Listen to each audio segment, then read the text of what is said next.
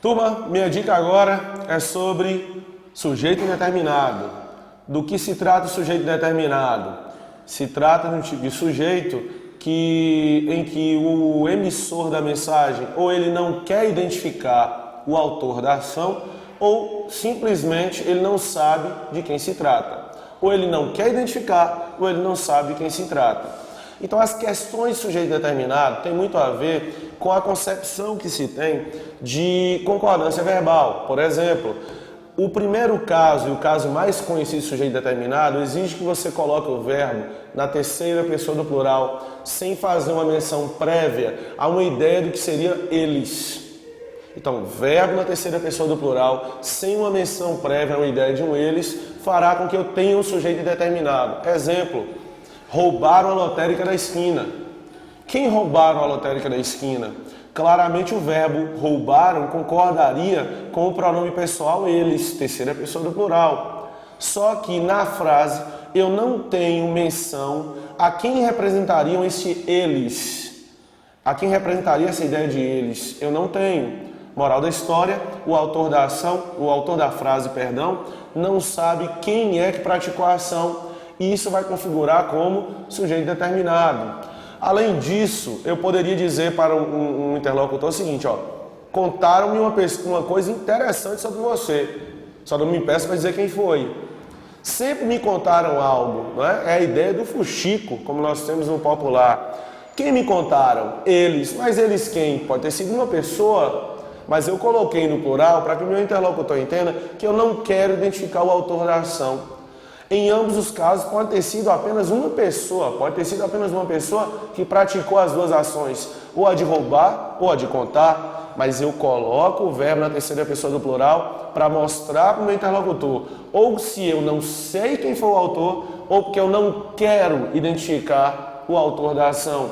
É o caso mais comum de sujeito indeterminado.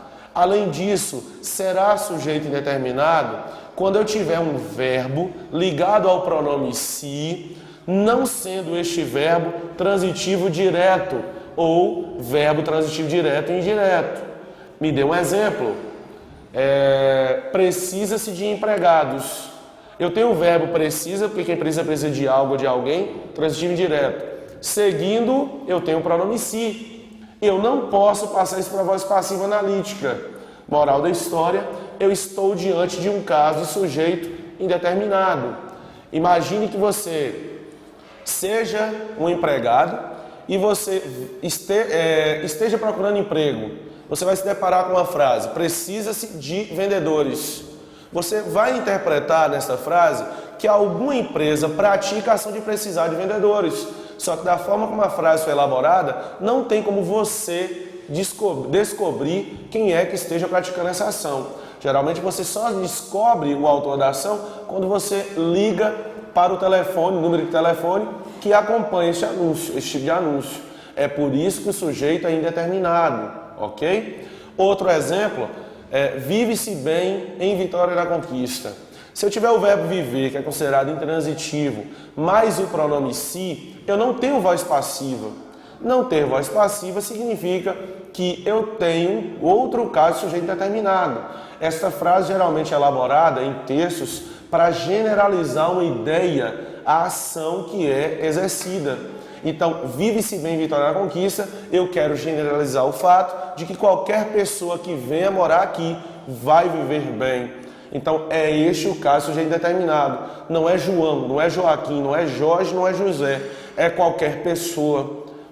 Por isso, esse tipo de situação configura-se como sujeito indeterminado. A dica final.